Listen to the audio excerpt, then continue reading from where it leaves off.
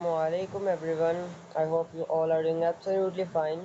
So guys, this is our third lecture of Physics 5054 P1 past paper sessions, ठीक है। और इससे पहले ऑलरेडी मैं 2 सेक्शन कंडक्ट कर चुका हूँ, इसी चैनल पे हैं और वही अभी 2 लेक्चर्स अपलोड हुए हुए हैं और उनमें मैंने 2023 के मई जून के दोनों वेरिएंट्स की वीडियोस डाली थी। इंशाल्लाह today we will be doing May June 2022 5054 paper 1 variant 2 का पेपर, ठीक है। And we have 1 hour for this question paper. Okay, one more thing guys, I will be explaining every question in Urdu because मुझे पता है कि आप लोगों के लिए जो होता है उर्दू में समझना। अगर आप लोगों को इंग्लिश में समझना है तो just let me know in comment section. इंशाल्लाह मैं इंग्लिश में समझा दिया करूँगा, मैं दोनों में समझा दिया करूँगा जैसे आपको इजी लगेगा, ठीक है। So let's just start because we don't have time, so time waste किए बगैर स्टार्ट करते हैं। ओके, सो याद है मैंने क्या कहा था? मैंने आपको फर्स्ट लेक्चर से कहा था कि भाई हाइलाइटर आपको नहीं अलाउड होता है, लेकिन आप पेंसिल ले लिया करो और पेंसिल से ना इम्पोर्टेंट पॉइंट्स को अंडरलाइन करते जाया करो। उससे क्या होगा कि आपको बार बार क्वेश्चन रीड करने की ज़रूरत नहीं पड़ेगी और आपको आराम से जो है ना बार बार मतलब क्वेश्चन समझ आ जाएगा, क्वेश्चन की डिमांड्स क्या है, ठीक है। Okay, so a force of 3 newton की force and a force of 4 newton और 4 न्यूटन की force act on an object, ठीक है। What is the maximum possible resultant of these two forces? So now what is resultant force? हमें पता है कि भाई whenever there is an object and there is more than one forces acting on that object, तो हम उसका resultant force निकालते हैं, ठीक है। जब भी हमारे पास एक ऑब्जेक्ट हो एंड उसके ऊपर more than one forces act कर रही हो तो हम भी करते हैं रिजल्टेंट फोर्स निकालते हैं। अब let's suppose this is my object, ठीक है। अब वो जो रिजल्टेंट फोर्सेज है ना वो क्या होता है, वो पैरेलल भी हो सकती हैं, वो परपेंडिकुलर भी हो सकती हैं, ठीक है। वो दोनों जैसे हो सकती है, परपेंडिकुलर भी हो सकती हैं और पैरेलल भी हो सकती हैं। हमने मैक्सिमम फाइंड करना है। अब हम मैक्सिमम रिजल्टेंट फोर्स कैसे निकाल सकते हैं? अच्छा भाई, अब मैक्सिमम का मतलब क्या है कि भाई ज़्यादा से ज़्यादा कितनी फोर्स प्रोड्यूस कर सकते हैं दोनों फोर्सेस। अब हमें डायरेक्शन नहीं बताइए। अब वो फोर्सेस जो हैं ऐसे भी हो सकती हैं, अब वो फोर्सेस जो हैं वो पैरेलल भी हो सकती हैं, इस तरह भी हो सकती हैं, ऑपोजिट भी हो सकती हैं। तो हमने मैक्सिमम बताना है जो कि मैक्सिमम रिजल्टेंट फोर्स को प्रोड्यूस कर सकती है, ठीक है। सो अब मैक्सिमम कैसे निकालेंगे? हमें पता है कि अगर वो दोनों फोर्सेस यकसा हो जाए, क्या मतलब सेम डायरेक्शन में जाएं, सेम डायरेक्शन में लगें और एक दूसरे के पैरेलल हो जाए ना। अब लेट्स सपोज कि आप एक बॉक्स को धक्का लगा रहे हो एंड आपका फ्रेंड आपके साथ शुरू हो जाए ना। दोनों जैसे आप 10 न्यूटन के लगा रहे हो, 20 के लगा रहे हो, 20-10 मिल जाएगी और ज़्यादा फोर्स बनेगी ना, आप आराम से बॉक्स को पुश कर पाओगे। लेकिन जैसे आप उसको आगे की तरफ पुश कर रहे हो, आपका दोस्त पीछे की तरफ पुश कर रहा है, तो वो तो सारी कैंसिल आउट हो जाएगी। और अगर परपेंडिकुलर भी लगाते हो तो इतनी फोर्स एक्सर्ट नहीं होती है, ठीक है। तो मैक्सिमम पॉसिबल रिजल्टेंट फोर्स के लिए क्या इंश्योर करना जरूरी है कि भाई आपकी दोनों फोर्सेस जो है पैरेलल हो और दोनों एक ही डायरेक्शन में हो, ठीक है। बिकॉज क्या होता है कि वो ऐड हो जाती है ना, तो क्या होता है वो ऐड हो जाती है। अच्छा, लेट सपोज करो मैंने कहा कि भाई ऐसे करिए, आप कहते हो मैं 4 न्यूटन है, ये 3 न्यूटन है। अभी 3+4 हो जाएगा, 3+4 हो जाएगा 7 न्यूटन हमारी मैक्सिमम पॉसिबल रिजल्टेंट फोर्स है we can produce by these two forces, ठीक है। So C is our answer. Okay, a length of copper wire, a length of copper wire is labeled, ठीक है। लेंथ क्या है? 0.5 metres मतलब 500 centimetres और ये क्या है 0.5 मिलीमीटर मतलब 0.05 सेंटीमीटर, ठीक है। Which instruments are most suitable to measure accurately length and the diameter of the wire, ठीक है। हमें पता है कि भाई जब भी कोई लेंथ मीटर के अंदर अंदर हो ना, मतलब 10 सेंटीमीटर से लेके 1 मीटर तक हो, तो हम क्या यूज़ करते हैं? या तो मीटर टूल यूज़ करते हैं या फिर मेजरिंग टेप यूज़ करते हैं। और मिलीमीटर्स में खासकर डायमीटर निकालने के लिए हम क्या यूज़ करते हैं? माइक्रोमीटर स्क्रू गेज, ठीक है। तो देखते हैं क्या हमारी डिमांड्स पूरी हो रही है कि नहीं। अच्छा, अब ऐसे समझा करो भाई, ए हमें क्या कह रहे हैं? ए हमें कह रहा है मैं आपको मीटर रूल दूंगा और मैं आपको मीटर रूल दूंगा, मतलब एक मीटर रूल ही दूंगा। क्या आप इस वायर की लेंथ और डायमीटर फाइंड कर सकते हो? चलो मीटर रूल से हम लेंथ फाइंड कर ली, लेकिन डायमीटर थोड़ी ना फाइंड कर सकते हैं। ये 0.01 सेंटीमीटर की प्रिसीजन चाहिए हमें, लेकिन हमारे पास सिर्फ 0.1 तक जो है ना प्रिसाइज वैल्यू आ सकती है मीटर रूल से, ठीक है। तो ये तो गलत हो गया। अच्छा, अब बी कह रहा है कि मैं आपको मीटर रूल दूंगा लेंथ के लिए। चलो मीटर रूल से हम लेंथ मेजर कर ली ना, 500 सेंटीमीटर है, हम आराम से मेजर कर लेंगे। और डायमीटर के लिए मैं आपको माइक्रोमीटर देता हूँ। अब डायमीटर के लिए मैं बता मिलीमीटर में लेंथ है, ऊपर से डायमीटर है बोल का, ये डायमीटर है, तो माइक्रोमीटर तो आराम से निकाल लेगा ना। तो ये चॉइस बिल्कुल सही है, लेकिन बाकी भी पढ़ लेना है, ठीक है, बाकी पढ़ते हैं। ओके, अब सी कहता है कि मैं आपको कैलिपर दूंगा, क्या कैलिपर से हम 500 सेंटीमीटर की लेंथ निकाल सकते हैं? नहीं भाई, हम कैलिपर से कभी भी 500 सेंटीमीटर की लेंथ नहीं निकाल सकते हैं। इट्स काइंड ऑफ इम्पॉसिबल, क्योंकि वो सिर्फ 10 सेंटीमीटर तक हमें दे सकता है वैल्यू, ठीक है। तो ये भी गलत हो गया और ये भी गलत हो गया, कैलिपर भाई हम ले ही नहीं सकते लेंथ के लिए ना। अच्छा, the graph shows speed time graph, the graph shows the speed time graph और अ पैराशूटिस्ट, ठीक है, वो jumps from a plane but does not open his parachute immediately, उसने फौरन पैराशूट नहीं खोला। At which point does he open his parachute. अच्छा भाई, अब थोड़ा सा ना हम कोशिश करते हैं देखने की बंदे ने कैसे जंप किया और कैसे कैसे जो है ना उसकी जर्नी गई। अच्छा, पहले तो स्पीड टाइम ग्राफ है स्ट्रेट ग्रेडियंट जो बताता है कि भाई उतरते साथ उसकी जो एक्सेलरेशन थी वो कांस्टेंट थी, फिर आहिस्ता आहिस्ता जो कांस्टेंट एक्सेलरेशन है वो डिक्रीज होती गई और यहाँ पे जो है ना यहाँ पे कांस्टेंट होगी। अच्छा, एक्सेलरेशन डिक्रीज हो रही है, इसका मतलब ये है कि भाई पर सेकंड जितनी स्पीड इंक्रीज हो रही है ना वो डिक्रीज हो रही है, स्पीड जो है वो डिक्रीज नहीं हो रही है, ये हमेशा याद रखना, ठीक है। मैं एग्जांपल देता हूँ, अब एक गाड़ी जा रही है, उसके हर सेकंड में पहले क्या होता है कि 10 मीटर पर सेकंड में स्पीड इंक्रीज हो रही थी। अब आहिस्ता आहिस्ता क्या हुआ, हर सेकंड के बाद जो इंक्रीज था ना, जैसे पहले 70 थी, ठीक है, फिर 80 होगी, ठीक है, फिर 98 होगी, 99 होगी, 108 होगी, देखो हर सेकंड में इंक्रीज डिक्रीज हो रहा है ना, लेकिन स्पीड फिर भी इंक्रीज हो रही है, जिसे कहते हैं डिक्रीजिंग एक्सेलरेशन। पहले एक्सेलरेशन कांस्टेंट थी, फिर डिक्रीज होगी, फिर टर्मिनल वेलोसिटी पहुंच गया कि भाई हमारे पास upward force downward force same हो गया, कैंसिल आउट कर दिया, एक्सेलरेशन जीरो हो गई। एक्सेलरेशन जीरो होगी, जब फोर्स जीरो होगी तो एक्सेलरेशन भी जीरो होगी और स्पीड जो है वो कांस्टेंट हो जाएगी, constant. Horizontal line speed time graph always represents constant speed. अच्छा, अब बी पे देखो, एकदम स्पीड डिक्रीज हुई, ड्रामेटिक डिक्रीज इन स्पीड। क्या लगता है, बंदे का पैराशूट खुल गया होगा? देखा ना, कभी भी हम देखते हैं टेलीविजन पे या फिर इंटरनेट पे सोशल मीडिया पे, जब पैराशूट खुलता है तो बंदा एकदम झटके से ऊपर की तरफ जाता है, एकदम स्पीड डिक्रीज होती है, एकदम स्पीड डिक्रीज होती है, ऐसे ही ना। तो देखो इसलिए हमें जो है ना ये बी शो कर रहा है कि भाई उस बंदे की स्पीड एकदम डिक्रीज हो रही है, इसका मतलब उसने पैराशूट खोल लिया है।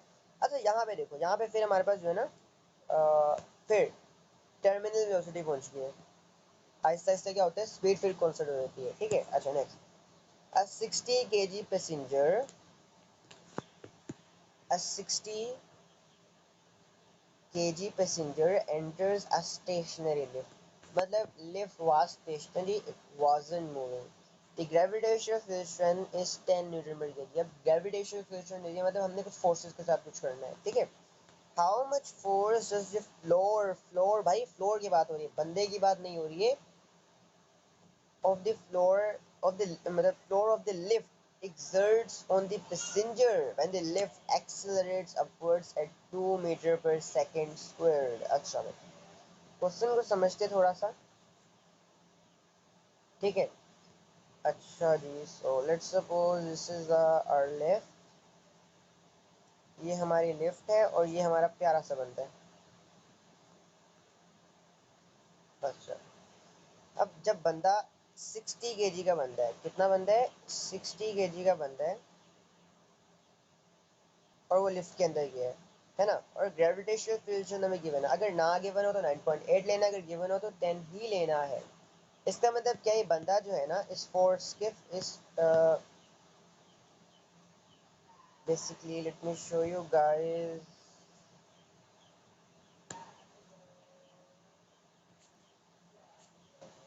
जो फर्स्ट का फ्लोर है ना, इस फ्लोर पे बेसिकली इधर, ये इसके ऊपर एक फोर्स एग्जर्ट कर रहा है, वो फोर्स कितनी है, वो फोर्स हमारे पास है 600 न्यूटन, है ना।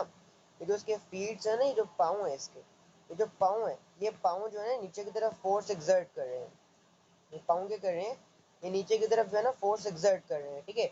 अब हमें पता है न्यूटन थर्ड लॉ, अगर ये चीज़ अगर इसके पाँव लिफ्ट के ऊपर नीचे की तरफ फोर्स एग्जर्ट कर रहे हैं 600 न्यूटन की, तो ये भी ऊपर सेम फोर्स एग्जर्ट करेगा ना, ऊपर सेम फोर्स एग्जर्ट करेगा उसके ऊपर, है ना, ये भी इसके ऊपर सेम फोर्स एक्सर्ट करेगा, है ना। तो अगर ये बंदा नीचे 600 न्यूटन की फोर्स एक्सर्ट कर रहा है, तो मतलब क्या है कि भाई ऊपर इधर भी हमारे पास क्या होगा 600 न्यूटन की फोर्स से एक्सर्ट हो रही होगी, ठीक है।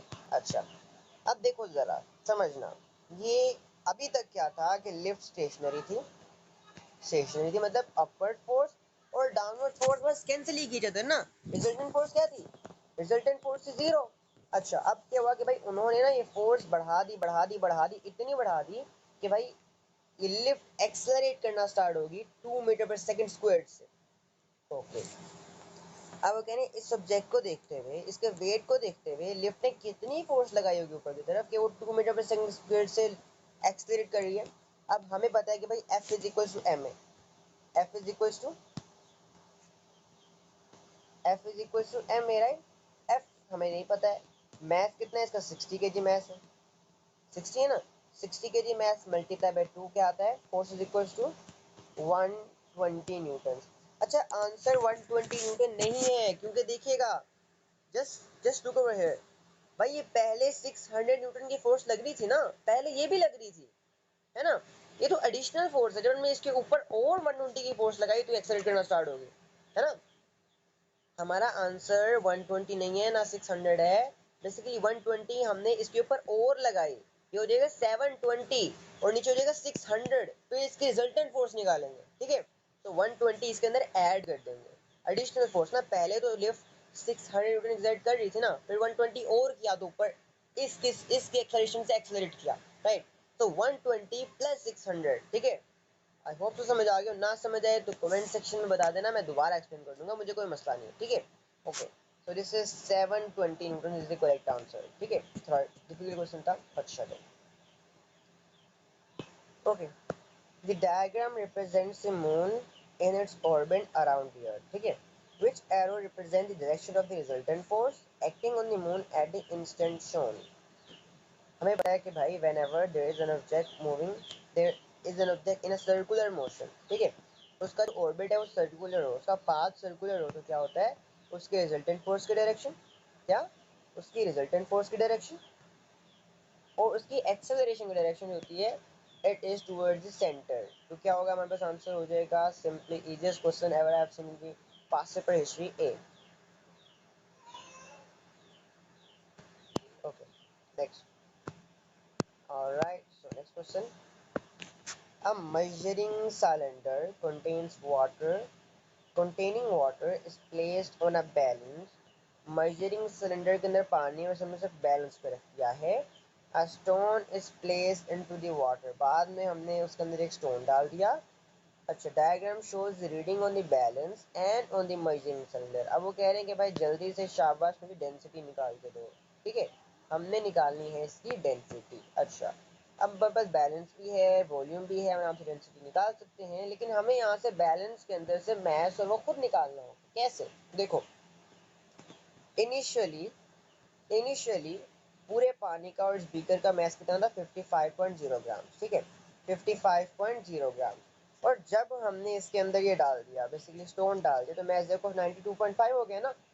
मैस के अंदर इंक्रीज आया, इसका मतलब ये है कि भाई जो इंक्रीज आया होगा वो क्या होगा? वो मैस होगा स्टोन का। क्या होगा? वो मैस होगा स्टोन का, ठीक है। तो let me get my calculator. हमेशा की तरह मैं आज भी अपना कैलकुलेटर भूल गया हूँ, तो मैं अपना कैलकुलेटर लेके आया, ठीक है। Just give me a second. हम इसको मैं जाएंगे।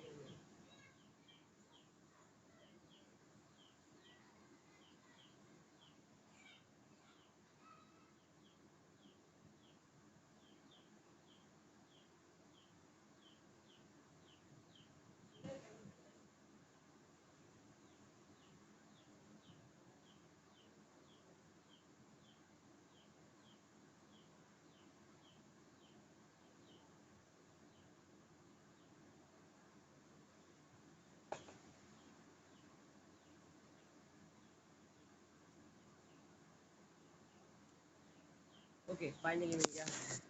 सो मैं हमेशा की तरह आज भी कैलकुलेटर भूल जाएगा, चलो। अच्छा, तो मैथ्स क्या होगा? मैथ्स हमारे पास हो जाएगा, ये हो जाएगा 92.5 माइनस 55,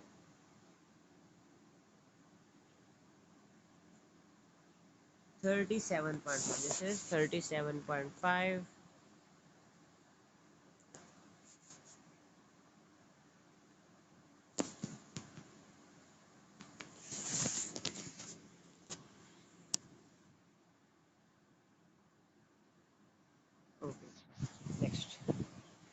आगे चलते हैं। ओके, मैथ्स आ गया, वॉल्यूम निकाल रहा है, वॉल्यूम निकाल लेना। अब वॉल्यूम कैसे निकालेंगे? इनिशियल वॉल्यूम था 20 और फिर वॉल्यूम इंक्रीज हो गया 35 तक। जो इंक्रीज हुआ होगा ना वो क्या है, वो स्टोन का वॉल्यूम होगा। क्या होगा? Volume of stone. ठीक है, सही है ना?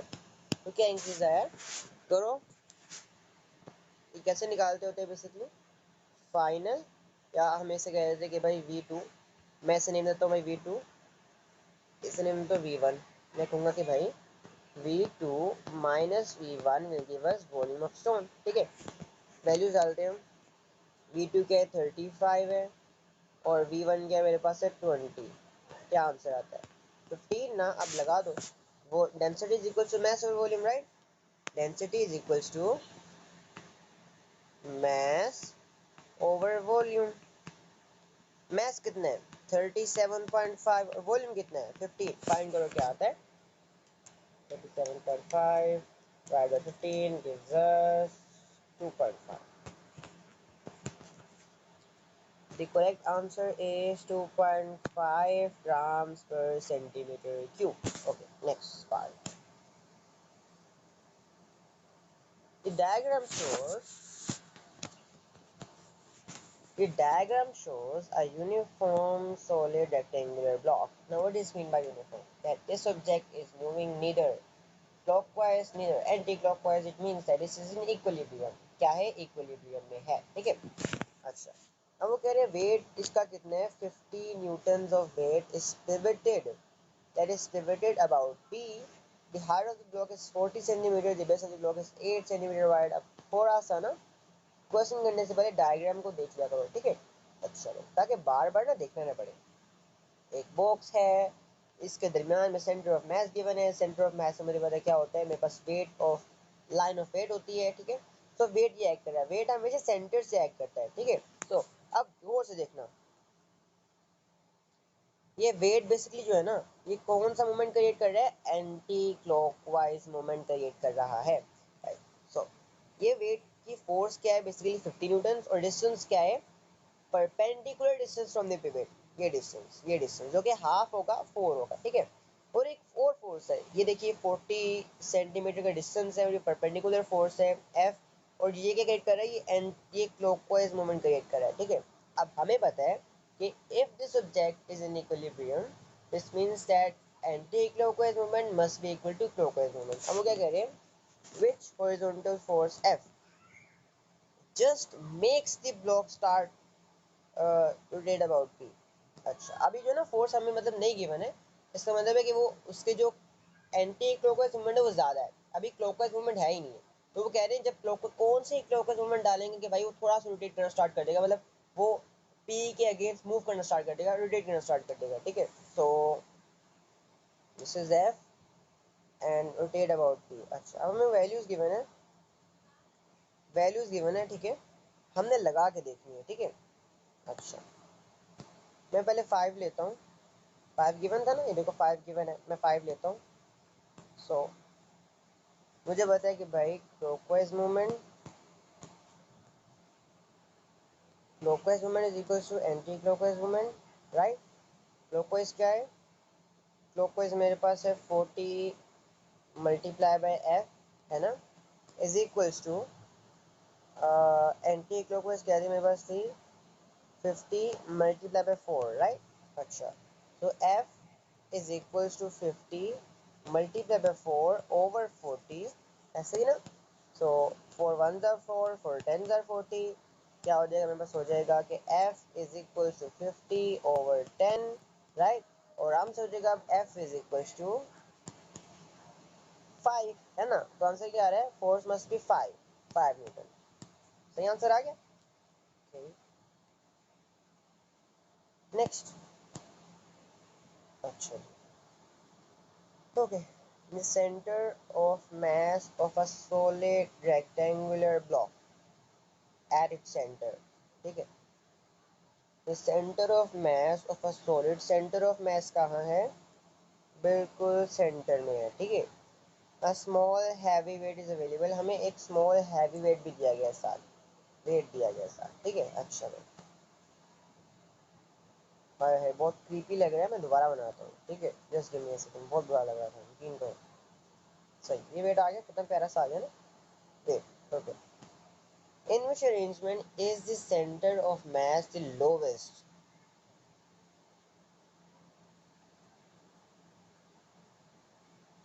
किस अरेंजमेंट में सेंटर ऑफ मास लोवेस्ट होगा? Now we know that center of mass depends on two factors. पहला, wider the base, lower the center of mass, है ना।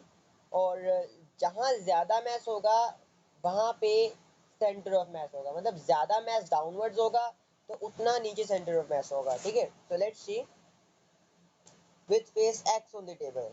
अच्छा x ये x मेरे पास ना, ये मैं सारा करके दिखाऊंगा, टेंशन नहीं, ये x है, ये मेरे पास है ना। ओके सॉरी फॉर दैट, ये x है। अच्छा, अब वो कह रहे हैं कि अगर मैं इसका फेस एक्स जमीन की तरफ कर दूं, मैं मतलब क्या है, मैं let me show, just give me a second, give me a second.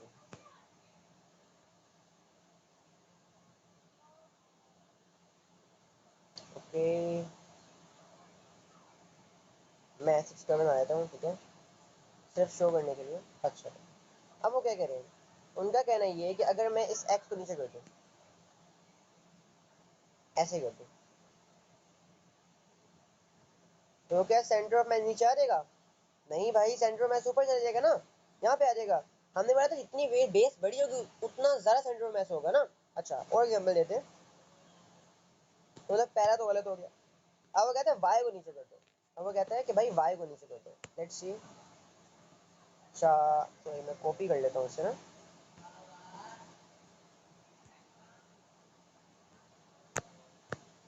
अब मैंने वाई को नीचे कर दिया इस तरह। हाँ देखो ना, अब सेंटर में ज्यादा हो गया, सेंटर में नीचे आ गया ना, बेस बड़ी होगी, बेस बड़ी होगी, सेंटर में नीचे आ गया, ऐसे ही ना। लेकिन सारे पढ़ के देखोगे एक से पता नहीं चलेगा, ये मशकूक है, ठीक है, इसको आप वो कर लो, सस्पिशियस है, इससे आप हाइलाइट कर लो, ठीक है। With face X on the table and the heavy object attached centrally on the top of the block. अच्छा भाई, अब वो कह रहे हैं X नीचे होगा, X नीचे होगा, ठीक है। और आप क्या करो कि आप ना इसके ऊपर एक छोटा सा वेट अटैच कर दो, इस तरह वेट अटैच कर दो, वेट। अगर हमने ऊपर वेट लगाया तो क्या होगा, सेंटर ऑफ मैस ऊपर चला जाएगा, है ना, इधर आ जाएगा, क्योंकि ज्यादा मैस ऊपर चला गया। हमें क्या चाहिए, सेंटर ऑफ मैस नीचे आए। अब वो कह रहे हैं कि भाई वाई के ऊपर, मतलब ये तो गलत हो गया, ये गलत हो गया ना, गलत हो गया। अब वो कह रहे हैं वाई के ऊपर वेट लगा दो आप, वाई के ऊपर वेट लगा दो, वेट लगा दिया, है ना। तो क्या होगा, सेंटर ऑफ मैस ऊपर चला जाएगा, जहां पे ज्यादा मैस होता है ना, सेंटर ऑफ मैस वहां चला जाता है, ठीक है। तो मतलब क्या, सेंटर मैस ऊपर चलेगा, तो किसमें सेंटर ऑफ मैस सबसे कम था, नीचे था। एग्जाम्पल बी में, राइट, एग्जाम्पल बी सही हो गया, ऐसे ही ना, एग्जाम्पल बी में। ये अभी सिर्फ 9% टाइम कितना हो गया, ओके, बहुत बड़ी वीडियो हम करते हैं, चलो। अब भाई इस स्प्रिंग का ग्राफ शो किया हुआ है, एंड हमें कह रहे हैं कि भाई what is the limit of proportionality, ठीक है। अब ये क्या होता है बेसिकली, जब आप स्प्रिंग को स्ट्रेच करते हो ना, एक पॉइंट आता है जब उसकी स्ट्रेचनेस जो है वो खत्म हो जाती है, वो उसकी स्ट्रेचनेस खत्म हो जाती है, अपनी ओरिजिनल लेंथ पे जाता ही नहीं है, वो खुल जाता है। तो उस पॉइंट को कहते हैं लिमिट ऑफ प्रोपोर्शनैलिटी, ठीक है। अब वो पॉइंट कहाँ पे होता है, जहाँ पे स्प्रिंग हमारा कर्व होना स्टार्ट हो जाए, तो सी देखो, सी पे कर्व होना स्टार्ट हो गया, कर्व होना स्टार्ट हो गया, ठीक है, तो सी आंसर है। अच्छा, elastic spring has an unstretched length of 30। सुनना जरा, एक इलास्टिक स्प्रिंग है और उसकी अनस्ट्रेच्ड लेंथ जो है वो है 30 सेंटीमीटर, क्या है, 30 सेंटीमीटर, ठीक हो गया। Okay, a load of 6 Newton, हमने उसके ऊपर 6 न्यूटन का लोड लगाया। साथ में रफ बना के देख लिया करो, ठीक है। ये स्प्रिंग है, लेट्स सपोज ये स्प्रिंग है, इसकी जो लेंथ है वो 30 सेंटीमीटर है, ठीक है। वो कह रहे हैं कि भाई 6 न्यूटन, हमने नीचे एक वेट लगाया 6 न्यूटन का, ठीक है। तो क्या हुआ, स्प्रिंग जो है वो 66 सेंटीमीटर्स का हो गया, मतलब इतना बड़ा हो गया, इतना बड़ा हो गया, ठीक है, 66 सेंटीमीटर्स का हो गया। अब मुझे बताओ एक्सटेंशन क्या है, एक्सटेंशन कैसे निकालते हैं। Original length 30 minus extended length, इसका मतलब है 66, 36 राइट, 36 आ गया। ये 36 जो है ना वो है एक्सटेंशन। अच्छा अब वो कहते हैं this 6 Newton load is remove. अब वो कह रहे हैं हमने लोड को रिमूव कर दिया एंड स्प्रिंग अपनी ओरिजिनल जगह पे वापस चला गया। अब हमने दोबारा एक लोड लगाया, 2 न्यूटन का लोड लगाया। अब वो कह रहे हैं कि भाई स्प्रिंग की न्यू लेंथ क्या होगी, स्प्रिंग की न्यू लेंथ क्या होगी। हमें पता है कि भाई 6 न्यूटन पे 36 सेंटीमीटर स्ट्रेच कर रहा है, तो 2 न्यूटन में कितना करेगा। पहले देखते हैं 1 सेंटीमीटर में कितनी सेक्शन होती है, 1 सेंटीमीटर पे कितना स्ट्रेच करता है। तो कैसे निकालेंगे कि भाई स्ट्रेच लेंथ ओवर लोड, मतलब 1 न्यूटन पे कितना स्ट्रेच होता है। तो ये हो जाएगा 6 1 जार 6 6 जार। मतलब क्या समझना, इसका मतलब ये है कि भाई 1 न्यूटन फोर्स पे जो स्प्रिंग है वो 6 सेंटीमीटर स्ट्रेच करता है। तो मतलब क्या है कि 2 न्यूटन लोड पे कितना स्ट्रेच करेगा, 6 × 2 राइट, 12 सेंटीमीटर स्ट्रेचनेस आएगी। और ऊपर से उन लोगों ने कहा हुआ है कि भाई न्यू लेंथ क्या होगी, समझना न्यू लेंथ क्या होगी। ये 12 नहीं बताएंगे, 12 क्यों नहीं बताएंगे, क्योंकि इसकी पहले की लेंथ 30 सेंटीमीटर भी थी ना, तो 30 को प्लस कर देंगे ना, 30 को प्लस कर देंगे। 2 न्यूटन के ऊपर कितनी सेक्शन होगी, 12 + 30 विच इज 42 राइट, ऐसा ही है ना, 42 42। ये देखो भाई आंसर आ गया हमारे पास, सही हो गया ना। चलो आगे चलते हैं।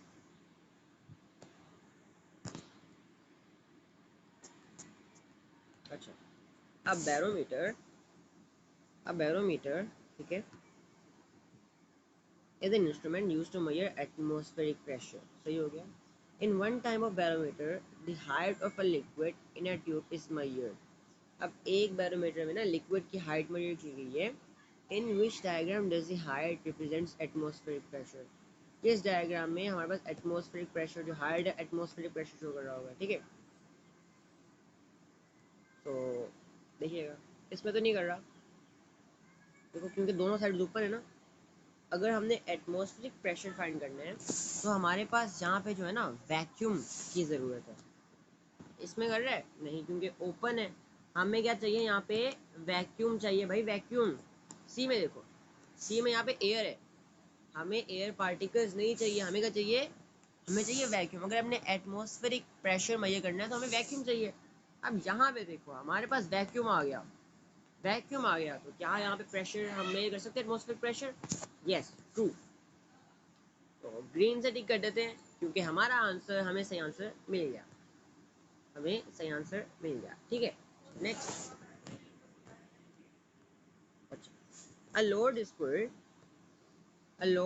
pulled by a rope attached to a motor, ठीक है, मोटर से अटैच है rope। The resultant force exerted by the rope on the load is shown। Resultant forces show की हुई हमें, right। In each diagram the load moves in the direction of the force shown, right। Load जो है उस direction move किया जहाँ पे force लग रही थी। एंड इट टेक्स 10 सेकेंड्स लगे हर एक लोड को 1 मीटर, 1 मीटर जो डिस्टेंस है वो कवर करने में, ठीक है। In which diagram does the motor work the greatest power. Power क्या होता है, क्या होता है, एनर्जी ओवर टाइम। पावर क्या होता है, power is equal to energy over time. अच्छा क्या हम एनर्जी को कह सकते हैं वर्क डन, क्या हम एनर्जी को वर्क डन कह सकते हैं, वर्क डन सेम है ना, work done over time, right. अच्छा अब देखते हैं, तो सबकी फोर्सेस गिवन है, हमें पता है force multiply by distance move क्या होगा, वर्क डन होगा। And work done is equal to energy. इसमें कितनी एनर्जी है देखना जरा,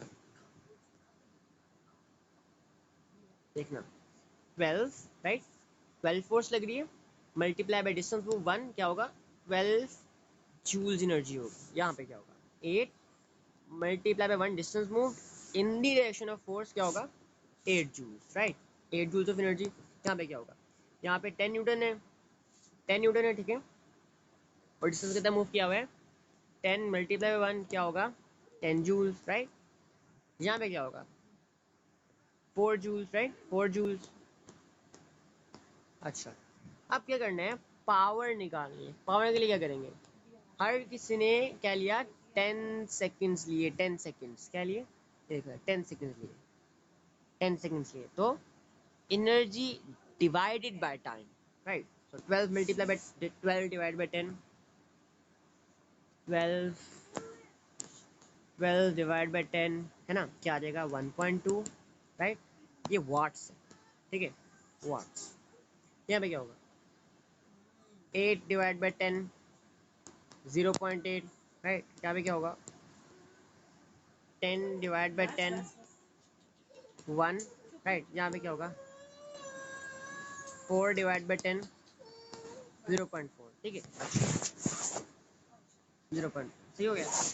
तो कहाँ पे सबसे ज़्यादा पावर जनरेट हुई है, ए में, बी में, सी में कि डी में। ए में 1.2 थी, बी में 0.8 थी, सी में 1 थी, और डी में कितनी थी, 0.4। तो कहाँ से ज़्यादा थी, ऑफ कोर्स ए में, है ना। ए में सबसे ज़्यादा पावर जनरेट हुई है, तो that's why the answer is A. Next, अच्छा, the electrical energy supplied to a kettle. एक केटल को इलेक्ट्रिकल एनर्जी सप्लाइड की जा रही है, एक केटल को इलेक्ट्रिकल एनर्जी सप्लाइड की जा रही है, और वो 600 किलो जूल्स है। ये किलो रिप्रेजेंट 1000, ठीक है।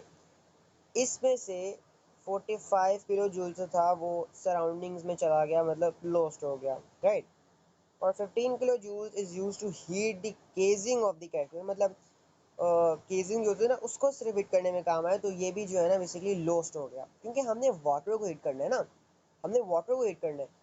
तो ये जो दोनों एनर्जी है, ये एनर्जी और ये, दिस इज लॉस्ट, ये लॉस्ट है, ये वेस्ट गई है, ठीक है, ये वेस्ट गई है, राइट। अच्छा, अब हुआ क्या, देखो, the remaining energy is used to heat the water. What is the efficiency of the kettle? Efficiency कैसे निकालते हैं, useful energy input, sorry useful energy output over total energy input. Useful energy output कितना है, देखो जरा, 600 में से minus करो आप 15 को, क्योंकि वो ज़ाया गया, और माइनस करो आप 45 को, भी ज़ाया गया, तो कितना आ गया, मेरे पास आ गया 45, 55, 60, 540 ओवर ओरिजिनल क्या है 600, तो इसके आंसर आपको आंसर आ जाएगा 0.9। तो ये करेक्ट आंसर है इसका, ठीक है। Next, how is heat energy transfer through the vacuum of space from the sun to the moon surface. अच्छा, वैक्यूम में हीट जो है वो सिर्फ एक ही तरह से ट्रेवल हो सकती है, किस तरह, रेडिएशन के जरिए।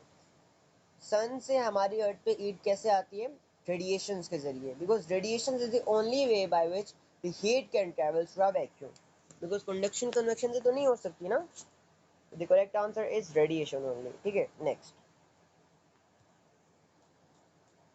I am saying it again and again, कोई क्वेश्चन ना समझ आए just comment me in my comment box, ठीक है, okay. A metal cube contains boiling water. इसमें boiling water है, each vertical face of the cube is painted a different color। अच्छा भाई, तो कह रहे भाई क्यूब के अंदर बॉइलिंग वाटर है, ठीक है, और ये वाली साइड, ये वाली साइड, ये वाली साइड, ये वाली साइड, नीचे वाली साइड, हर जगह हमने डिफरेंट पेंट किया। अब वो पेंट्स बताए हुए हैं कि एक जगह में डल ब्लैक किया, एक जगह डल वाइट किया, एक जगह शाइनी ब्लैक किया, एक जगह शाइनी वाइट किया। अब वो कह रहे हैं कि भाई किस जगह पर हमारे पास ग्रेटेस्ट टेम्परेचर होगा। हमें पता है कि भाई जो रेडिएशन होती है ना, they can only be affected by colour, ठीक है। जो रेडिएशन होती है they can only be affected by colours. जो डार्क ब्लैक कलर होता है ना, वो बहुत ज़्यादा हीट अब्जॉर्ब करता है, और जो शाइनी वाइट कलर होता है ना, वो बहुत कम हीट अब्जॉर्ब करता है, उसको रिफ्लेक्ट बैक कर देता है। शाइनी चीज़ें जो होती है ना, वो हमेशा बहुत कम हीट अब्जॉर्ब करती है, वो उन्हें रिफ्लेक्ट बैक कर देती है। और जो डार्क कलर्स होते हैं ना, डल कलर्स होते हैं, बहुत डल जो कलर्स होते हैं, वो अब्जॉर्ब कर लेते हैं, राइट, ओके। सो क्या डल ब्लैक सबसे ज़्यादा करेगा, कि हाँ डल ब्लैक बहुत ज़्यादा करेगा, ठीक है। अच्छा, आगे देखते हैं डल वाइट। डल वाइट जो है वो रिफ्लेक्ट कर देगा। शाइनी ब्लैक, ब्लैक जो है वो शाइनी है, इसका मतलब रिफ्लेक्ट बैक करेगा, इतनी नहीं करेगा, राइट। और शाइनी वाइट तो बिल्कुल ही रिफ्लेक्ट कर देगा ना, तो आंसर क्या होगा? The correct answer is A.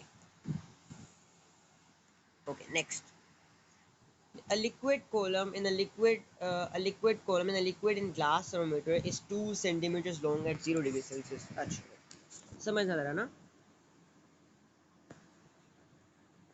They are saying कि भाई ये थर्मोमीटर है, ठीक है, इसमें जो लिक्विड है ना ये 0 डिग्री सेल्सियस पे 2 सेंटीमीटर तक इसकी लेंथ है। अब वो कह रहे हैं भाई 100 सेंटीमीटर पे इस कॉलम से स्टार्ट होके, याद रखना, इस कॉलम से स्टार्ट हो गए यहाँ से लेके यहाँ तक लेंथ क्या है 10 सेंटीमीटर है, और बीच में इक्वल है, लेंथ इक्वल है, ठीक है। अच्छा समझ रहा जरा गौर से ना। अगर यहाँ पे यहाँ से लेके यहाँ तक 100 है, ठीक है, 100 डिग्री सेल्सियस पे 10 सेंटीमीटर की लेंथ है, मतलब क्या है कि 90 पे कितनी होगी 9 सेंटीमीटर, 80 पे कितनी होगी 8 सेंटीमीटर, 70 डिग्री सेल्सियस पे 7 होगी, 50 पे 5 होगी, ठीक है, 40 पे 4 होगी, 30 पे 3 होगी, 20 पे 2 होगी, राइट। ये लेंथ जो मैं बता रहा हूँ ना, मैं बार बार कह रहा हूँ, ये इस कॉलम से स्टार्ट होती है, इस कॉलम से स्टार्ट होने के बाद जहाँ से लेके लेंथ, मैं भी पिछली वाली काउंट नहीं कर रहा हूँ। अच्छा, मेजरिंग फ्रॉम पी, पी से मेजर करते हुए, याद रखना है, गौर से पढ़ना है, पी से मेजर करते हुए, जहाँ से मेजर करते हुए, जहाँ से मेजर करते हुए, how long is the liquid column at 30 degree Celsius, यहाँ से लेके कितनी होगी 30 पे कितनी होगी 3 सेंटीमीटर, राइट।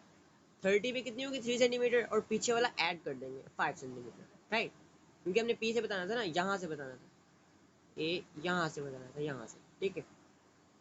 सो अगर मैं कहता हूँ ये 3 होगी, ये 3 होगी, तो ये प्लस कर देंगे 5, कहाँ 5 है, हाँ 5 है, चलो सही आंसर हो गया। नेक्स्ट, अच्छा, a liquid in glass thermometer, okay, a liquid a liquid in glass thermometer consists of a bulb, एक बल्ब है, and a liquid जो एक्सपैंड करता है into the thin capillary tube, ये कैपिलरी ट्यूब है जहाँ पे वो एक्सपैंड करता है। अरे सही, the liquid in the thermometer, thermometer में जो लिक्विड है ना, is replace by the same volume of a different liquid, हमने एक same volume of different liquid डाल दिया, दैट एक्सपैंड्स मोर, जो कि ज़्यादा एक्सपैंड करता है। अगर लेट सपोज ये इतना एक्सपैंड कर रहा है, ये इतना एक्सपैंड कर रहा है हमारे पास 40 डिग्री सेल्सियस पे, तो वो जो है वो इतना एक्सपैंड करेगा, जो कि एक्सपैंड ज़्यादा करता है, अच्छा, अब वो कह रहे हैं कि भाई the length of the capillary tube, जो कैपिलरी ट्यूब की लेंथ है ना, ये सेम है, क्या है, ये सेम है। How does the new thermometer compare with the old thermometer, अच्छा पहले खुद समझते हैं। अच्छा जी, अब देखो जरा, ये लेंथ है ना, जाता हूँ मैं, लेट सपोज जहाँ पे जो है ना 40 डिग्री सेल्सियस पे ये इतना एक्सपैंड कर रहा था प्रीवियस लिक्विड के हिसाब से, अब जो न्यू लिक्विड था ना उस पर इतना एक्सपैंड करेगा, है ना। तो देखो हमारे लिए इजी हो जाएगा ना पढ़ना, जो सेंसिटिविटी होगी बढ़ जाएगी ना, हम आराम से रीड कर पाएंगे, रीडिंग्स बड़ी हो जाएंगी, है ना, और ज़्यादा प्रिसाइज हो जाएंगी, तो हम आराम से रीडिंग पढ़ पाएंगे। लेकिन ये है कि लिक्विड और ज़्यादा एक्सपैंड कर सकता है, अगर ये मतलब इसकी मैक्सिमम रेंज जहाँ तक है, इस लिक्विड की, अगर इस लिक्विड की मैक्सिमम रेंज जहाँ तक है तो उसकी रेंज बड़ी होगी, वो आगे तक जाएगा, तो क्या होगा, सेंसिटिविटी बढ़ जाएगी, लेकिन उसकी रेंज छोटी होगी, उसके हिसाब से उसकी रेंज छोटी होगी, है ना, ऐसे ही ना। नेक्स्ट, अच्छा, 110 डिग्री सेल्सियस पे steam condense, what does condenses means that the water vapors are turning into liquid, ठीक है। अच्छा, on a surface to form water droplets at 100 degrees Celsius. What happens after the steam comes into contact with the surface? The molecules slow down. अच्छा, एक बात याद रखना, एक बात, जब भी कोई सब्सटेंस सॉलिड से लिक्विड, लिक्विड से गैस जा रहा होगा, इसका मतलब है वो एनर्जी गेन कर रहा होगा, और उसके मोलिक्यूल्स हर स्टेप पे फास्टर हो रहे होंगे, ठीक है, वो एनर्जी गेन कर रहा होगा और हर स्टेप पे उसकी एनर्जी फास्टर हो रही होगी। लेकिन जब भी कोई सब्सटेंस गैस से लिक्विड, लिक्विड से सॉलिड आ रहा होगा, तो एनर्जी लूज कर रहा होगा और वो उसकी स्पीड स्लो हो रही होगी। अच्छा, अब देखना जरा, बी क्या कहते हैं? बी कहता है कि भाई मोलिक्यूल स्लो हो रहे हैं एंड वो अपनी एनर्जी सराउंडिंग्स में दे रहा है, ऐसे ही है ना। ए कहते हैं मोलिक्यूल स्लो हो रहे हैं लेकिन एनर्जी गेन कर रहा है, अगर एनर्जी गेन कर रहा होता है कोई सब्सटेंस तो वो तेजी से मूव करता, राइट। सी में कहते हैं मोलिक्यूल स्टेज, नहीं मोलिक्यूल स्लो होंगे ना, दोनों गलत है। दोनों कह रहे हैं मोलिक्यूल्स हैं वो स्टे सेम, उनकी स्पीड सेम रहती है, जो कि गलत है। 21 which list shows the state of matter in order of expansions from smallest to greatest? सबसे ज़्यादा एक्सपेंशन कितनी होती है? गैस में, उससे कम लिक्विड में, उससे कम सॉलिड में, ठीक है। सो स्मॉलेस्ट टू ग्रेटेस्ट, सबसे कम सॉलिड में, फिर लिक्विड में, फिर गैस, ठीक है। Next, which story describes the boiling and evaporation of a liquid? अब जब बॉइलिंग होती है ना, ये कहाँ पे होती है? ये थ्रू आउट द लिक्विड होती है, through out the liquid bubbles form होते हैं। लेकिन इवेपोरेशन होती है only occurs at one temperature, गलत है, पहला गलत है, राइट, गलत है। बी कहता है, तो मैं दूसरा पढ़ लेता हूँ, हाँ। बी कहता है bubbles throughout the liquid, हाँ throughout the liquid bubbles form होते हैं और प्रोड्यूसेस कूलिंग। अच्छा, आप जब क्रिकेट खेल के आते हो, अगर नहीं खेलते, फुटबॉल खेलते हो, बैडमिंटन खेलते हो, जो मर्जी खेल के आते हो, आपको बेसिकली पसीना आया होता है एंड जब आप पंखे के नीचे बैठते हो या फिर हवा लेते हो, जब वो इवेपोरेट करते हैं, जो वाटर ड्रॉपलेट्स होते हैं इवेपोरेट करते हैं, तो आपको थोड़ा कूल कूल फील होता है, राइट। जब भी इवेपोरेशन होती है आपको कूल कूल फील होता है, evaporation has a cooling effect. तो क्या आंसर होगा? बी आंसर होगा, है ना, आंसर बी होगा। नेक्स्ट, ओके, हम hair dryer used to blow air across the surface of water in a beaker so that water evaporates. अब भाई बीकर में पानी है, मैंने गन पकड़ लिया, ठीक है, एयर ड्राई गन पकड़ लिया एंड मैं हवा मार रहा हूँ। अब क्या होगा? जब मैं हवा दूंगा ना पानी को, इट विल इवेपोरेट। इवेपोरेशन किस चीज़ पे इफेक्ट करती है? याद रखने हमेशा, इवेपोरेशन जो है किस चीज़ पे डिपेंड करती है? ये डिपेंड करती है भाई कि बीकर का सरफेस एरिया कितना बड़ा है। आप एक कप में, एक छोटी सी बोतल कैप में पानी ले लो और सेम एक बहुत बड़े जग में उतना पानी ले लो, तो जग वाला जल्दी इवेपोरेट होगा ना। अच्छा, दूसरी बात, टेम्परेचर पे, जितना ज़्यादा टेम्परेचर होगा उतनी जल्दी इवेपोरेशन होगी। तीसरी बात, भाई जितनी तेज़ हवा चलेगी, आप उसको जितनी तेज़ हवा मारोगे ना उतनी जल्दी इवेपोरेट होगा, राइट। अच्छा, अब वो कह रहे किस पे डिपेंड करता है इवेपोरेशन, कैसे इंक्रीज होगा? What increases the rate of evaporation of the water. अच्छा, decreasing the speed of the air, नहीं, जितनी तेज हवा होगी उतनी जल्दी इवेपोरेट होगा। Decreasing the mass of the water in the beaker, हो सकता है, ठीक है। फिर कहते हैं इंक्रीजिंग द सरफेस एरिया, हाँ ये देखो जरा, मैथ्स वाला इतना कंफर्म नहीं था, ठीक है, ये मैथ्स से इतना खासा फर्क पड़ने वाला नहीं था क्योंकि मैथ्स पे जो इवेपोरेशन डिपेंड नहीं करता, इवेपोरेशन मैथ्स पे डिपेंड नहीं करता, ठीक है। रेट ऑफ इवेपोरेशन, अगर मैथ्स कम कर दोगे ना, एक जगह बीकर है, एक एक जगह दो कप हैं, जगह दो बोतल कैप से, एक में पानी ज़्यादा है एक में कम है, ऑफ कोर्स कम वाला जल्दी इवेपोरेट कर देगा, लेकिन rate of evaporation, her second में कितना पानी इवेपोरेट हो रहा है वो सेम रहेगा। अच्छा, हमने सरफेस एरिया बढ़ा दिया, ये सरफेस एरिया है ना, ये बढ़ा दिया, ऐसे कर दिया, कितना पानी था पहले, अब इतना हो गया, अब जल्दी इवेपोरेट हो जाएगा ना। सरफेस एरिया जब बढ़ाएंगे तो रेट ऑफ इवेपोरेशन भी बढ़ जाएगा। वॉल्यूम से कोई फर्क नहीं पड़ेगा, मैथ से कोई फर्क नहीं पड़ेगा, फर्क किससे पड़ेगा? सिर्फ सरफेस एरिया, टेम्परेचर और विंड, ठीक है, याद रखना है। Next, diagram shows P Q reflected by mirror X to a parallel mirror. अच्छा देखो जरा, ये मिरर्स जो है ना पैरेलल है, पैरेलल मिरर है, पैरेलल मिरर है, पैरेलल, ठीक है। ये एंगल ऑफ इंसिडेंस है जो कि 45 है, ये भी 45 है तो ये भी 45 होगा, ठीक है। अच्छा, मैं लिख लेता हूँ ना, this is 45 degrees. The reflected ray along RS is parallel to PQ, parallel है, सही है। अब वो क्या कह रहे हैं? What statement is correct? अब वो कह रहे हैं angle between PQ and QR, समझना, angle between PQ and QR, ये एंगल बेसिकली, ये 45 है, ये आपको 45 लग रहा है? नहीं भाई, ये तो 90 है, राइट, दिस इज 90। फिर कहते हैं कि भाई angle between Q R and R S, Q R ये angle Q R and R S, ये एंगल 180 है नहीं, ये तो 90 है, ये तो 90 है ना। अब तीसरे में कह रहे हैं कि भाई angle of incidence of P Q, angle of incidence of P Q on the mirror x 60, ये एंगल 60 है, 45 है, राइट, गलत। The angle of incidence of Q R on mirror, Q R on mirror is 45। अच्छा अब देखना जरा गौर से,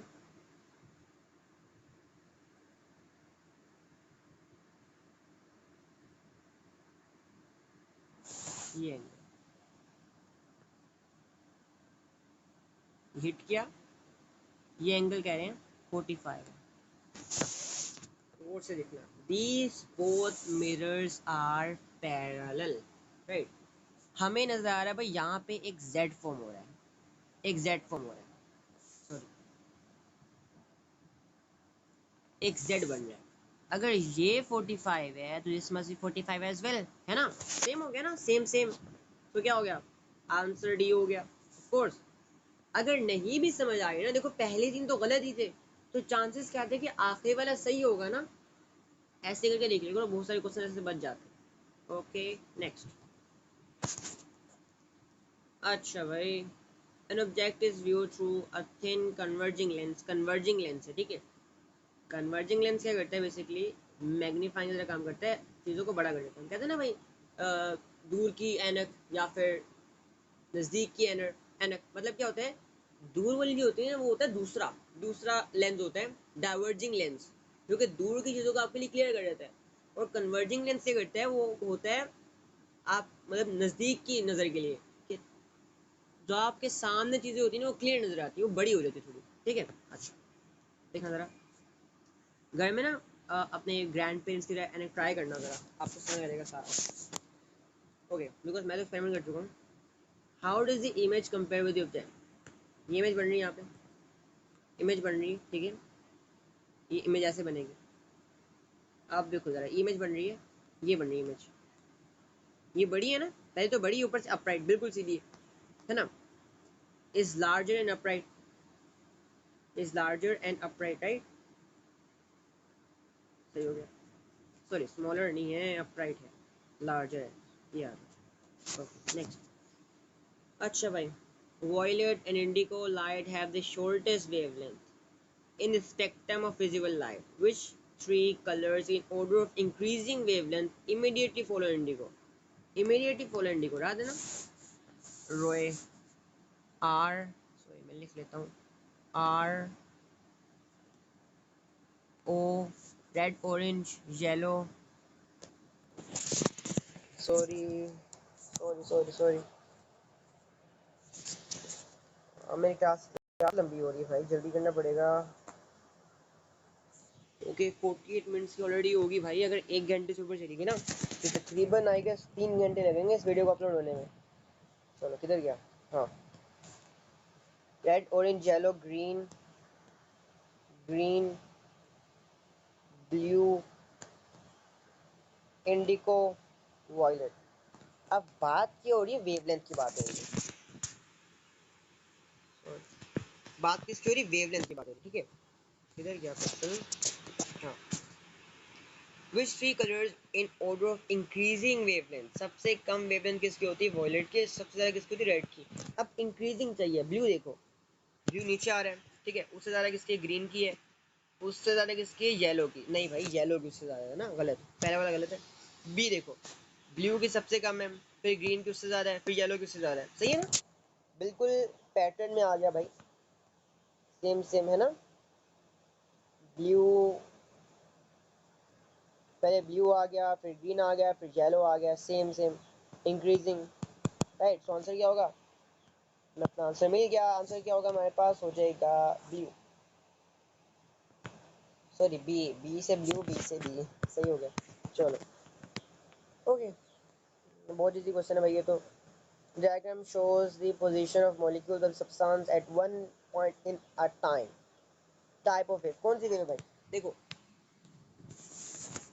हमें क्या नजर आ रहा है, वी कैन सी कि भाई यहाँ पे कंप्रेशन है, हाई प्रेशर रीजन है, एंड यहाँ पे रेयर फ्रैक्शन है, लो प्रेशर रीजन है। तो ये कहाँ पे होते हैं compression and rarefaction region, कहाँ पे होते हैं? साउंड वेव्स में। एंड साउंड वेव्स हमारे पास है लॉन्गिट्यूडनल वेव, है ना? और ये क्या होंगे? एक्स क्या होगा? Compression, high pressure region. Easy question. Longitudinal है और क्या है? एक्स पे हमारे पास कंप्रेशन है, ठीक है। नेक्स्ट। हाँ भाई, इस क्वेश्चन में ही फंसा था, पता नहीं मुझे 3 मिनट लगे थे करने में। A man stands between two tall buildings P and Q. इसको समझाना मेरे लिए मुश्किल होगा, लेकिन कोशिश करूंगा कि आपको समझ आ जाए, ठीक है। अब एक तो 50, एक तो 200, समझ लेते हैं ना, नहीं समझ लेते हैं। एक बंदा खड़ा हुआ है, एक बंदा खड़ा हुआ है, उसके हाथ में हॉर्न है। उसने किया कि हॉर्न बजाया है। पहली जो साउंड में वो जाई गई गई गई गई गई, क्या हुआ? जाते जाते यहाँ पे जंक्शन टकराया वॉल से एंड वापस आ गई। उसने कितना डिस्टेंस कवर किया? 200 प्लस 200, 400 मीटर्स। और दूसरी मतलब एक और एको थी जो कि यहाँ से गई गई गई गई टकराई एंड वापस आ गई। उसने तकरीबन 100 मीटर्स कवर किया। अच्छा, अब वो कहते क्या हैं? वो कहते हैं कि भाई पहली वेव आई इधर, जो पहली इको आई वो क्या आई? बिल्डिंग पी से, पी से आई। वो यहाँ से वॉइस गई गई गई, यहाँ से टकराई और रिफ्लेक्ट बैक करके वापस आ गई, ठीक है।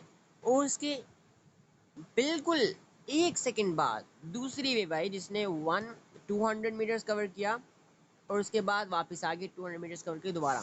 अच्छा, मतलब क्या है? जो इसका टाइम है वो एक्स है, 100 मीटर्स का टाइम एक्स है, याद रखना है। 100 मीटर्स का टाइम एक्स है और 400 मीटर्स का टाइम क्या है? एक्स। क्या टाइम है? टाइम है हमारे पास x+1, है ना? 1 सेकंड बाद ही आई। दोनों दोनों ने स्टार्ट किया था ना, दोनों ने साथ जाना स्टार्ट किया था, ठीक है। 100 मीटर्स के जो लेंथ कवर करने वाली एको है उसका टाइम क्या है? एक्स है।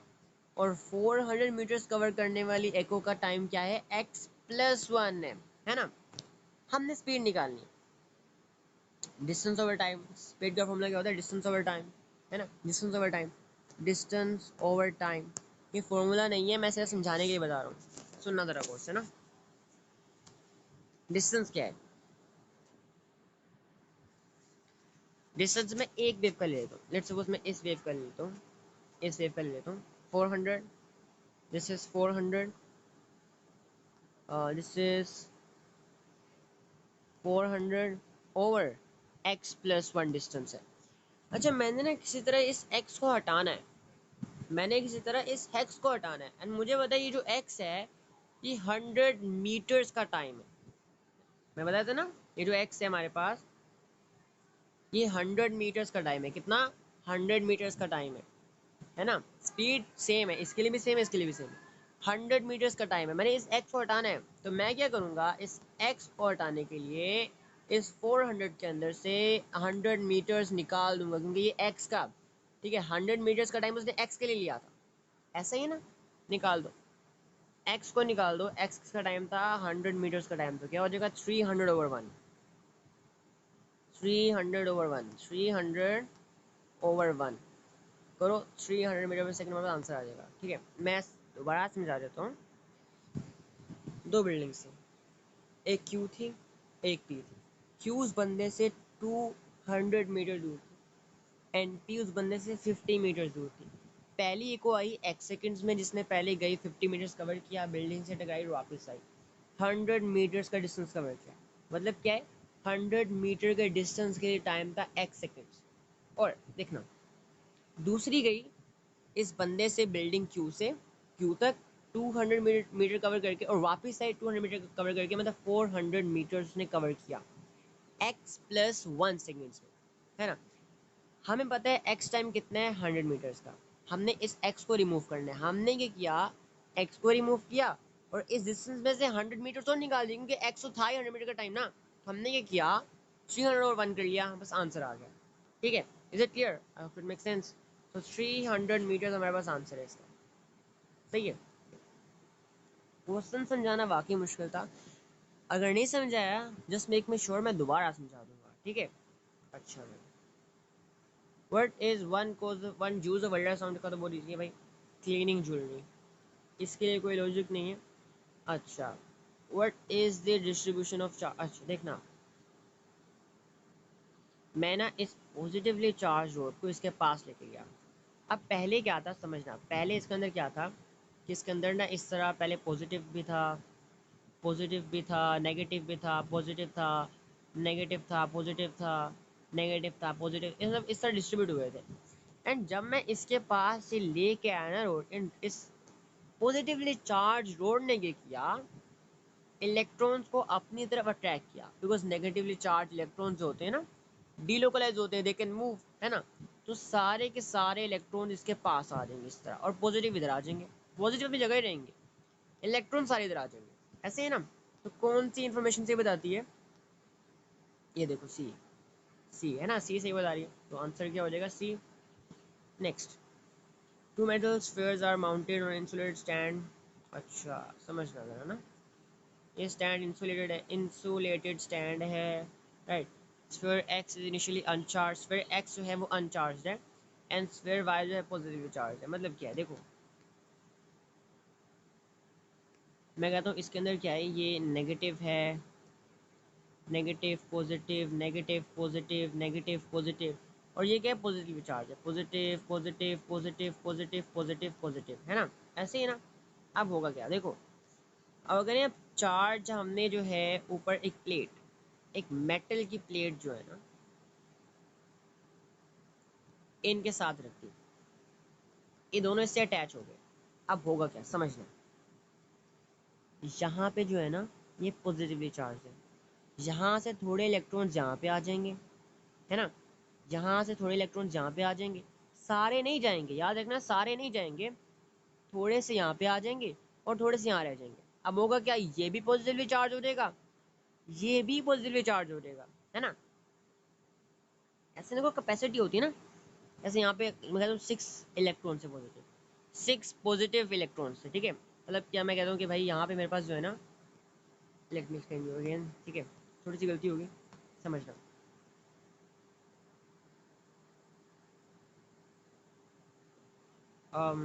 ओके, अच्छा मैं कहता हूँ मेरे पास ना यहाँ पे दो नेगेटिव थे और एक, दो, तीन, चार, पाँच, 6 पॉजिटिव थे। यहाँ पे 6 पॉजिटिव थे और 6 नेगेटिव थे।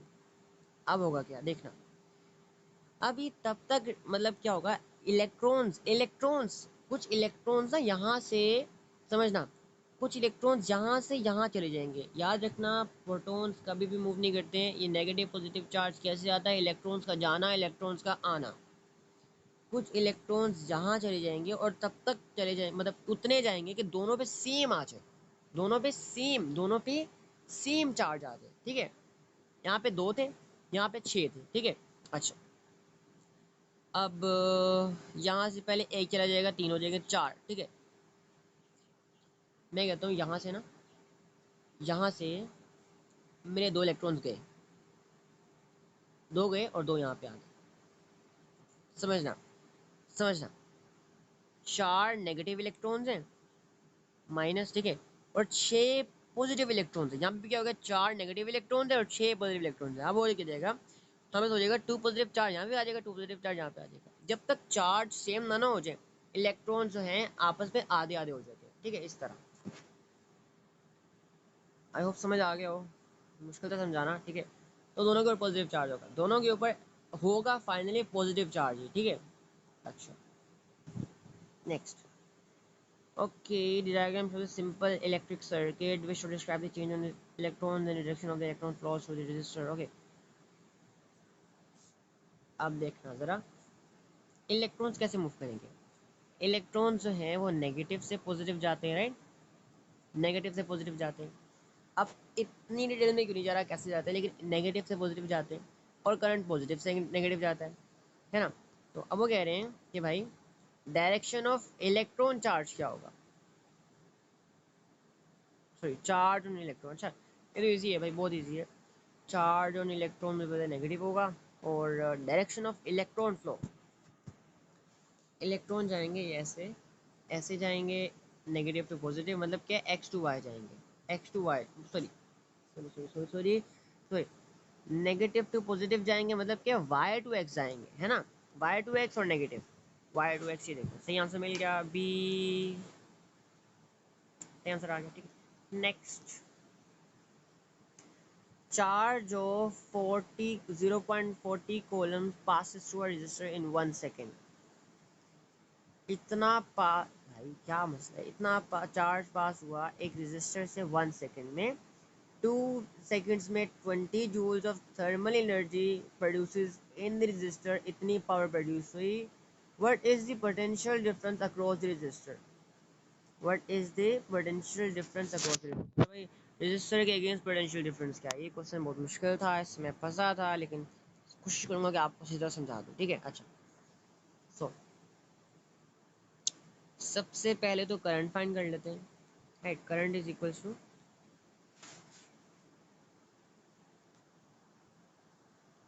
करंट के, ओके, सो करंट आई से रिप्रेजेंट होते हैं, current is equals to charge over time, है ना, current is equals to charge कितने 0.4/1, ठीक है। सो करंट क्या आएगा, करंट इज इक्वल्स टू 0.4।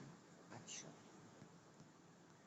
अब हमें क्या है कि भाई हमें टाइम दिया हुआ है, हमें टाइम दिया हुआ है, एनर्जी दी हुई है, क्या हम पावर फाइंड कर सकते हैं, क्या हम पावर फाइंड कर सकते हैं, एनर्जी ओवर टाइम, है ना, हाँ भाई फोर्स कर सकते हैं। तो क्या हो जाएगा power is equals to energy over time, ठीक है। पावर क्या है, power is equals to energy कितनी है 20, टाइम कितना है 2, क्या हो जाएगा पावर इज इक्वल्स टू 10। अब समझना, अब हम पोटेंशियल डिफरेंस निकाल पाएंगे, power is equals to I V, I V है ना, power is equals to I V, है ना, पावर कितनी है, पावर हमारे पास है कितनी थी 10, और करंट कितना है 0.4, मल्टीप्लाई बाई वी, वी निकालना है ना, ठीक है। तो 10/0.4 विल गिव अस वी, जो कि हमारे पास आंसर आ रहा है 25, आंसर आ गया है ना, बस समझना पड़ता है और सब कुछ निकल आता है, 25 वोल्ट आंसर आ गया, okay. Diagram shows simple electric circuit which meter measures the current in resistor R, कहाँ पे रेजिस्टेंस R, ये ना रेजिस्टेंस R2, अच्छा, ओके।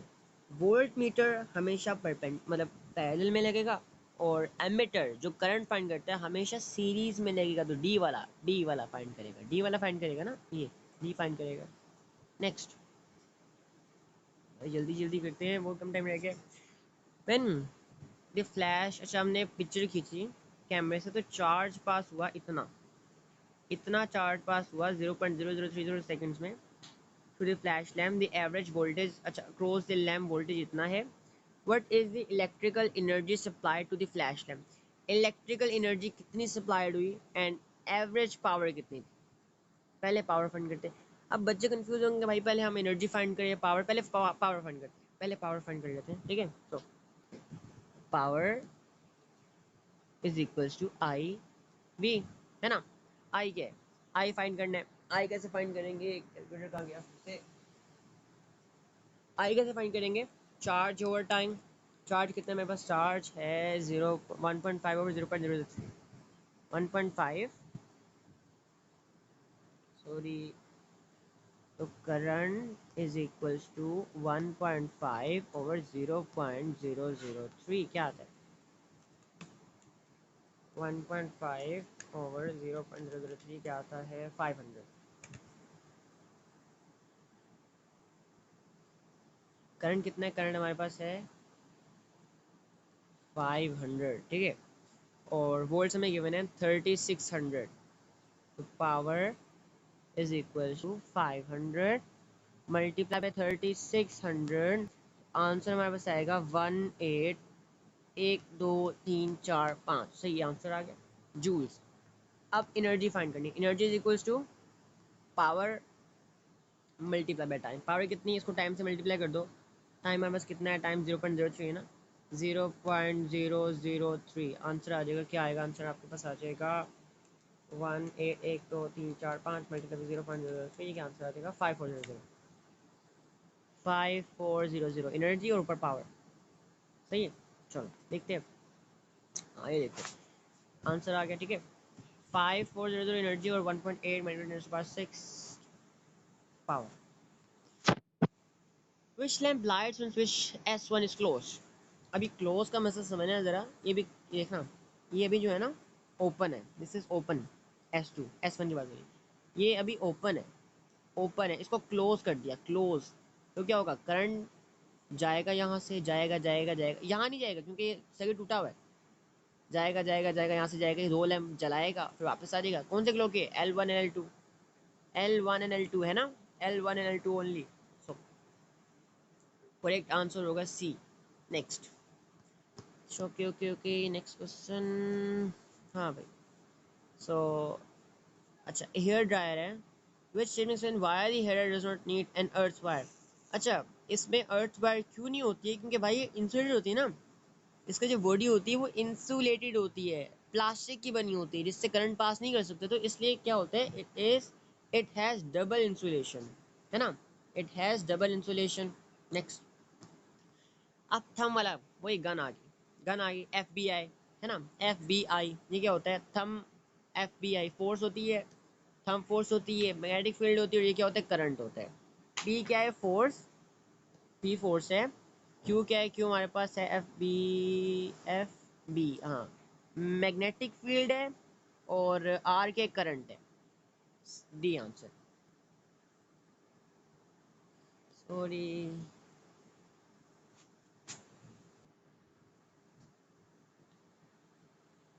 क्या आंसर आएगा, D, राइट, D आंसर आ गया। अच्छा, नेक्स्ट, एज अ मैग्नेटिक, अच्छा मैग्नेट को जब हम मैग्नेटिक फील्ड लाइन से कट करेंगे ना, तो क्या होगा, EMF इंड्यूस होगी, EMF आ जाएगी।